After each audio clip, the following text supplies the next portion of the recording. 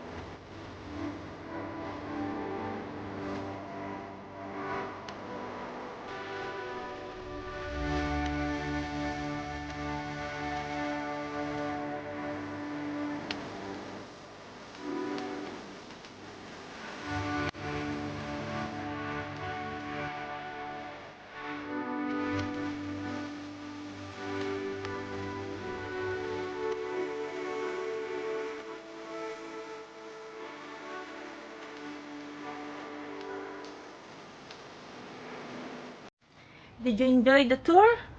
Looks very lovely with its white flowers and colorful leaves. They got red and yellow leaves.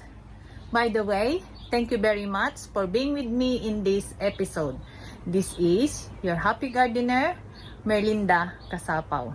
Please don't forget to like, leave a comment, subscribe if you're new to my channel, and ring the notification bell so you get updated of what's happening here in my garden here in the countryside of Australia. And do you know what? They smell very nice. So our backyard smells really good. It makes me happy. It's my stress reliever, and I'm so proud of these heads. They show all their beautiful flowers in this springtime. Thank you very much. Bye-bye. See you in the next vlog. See ya.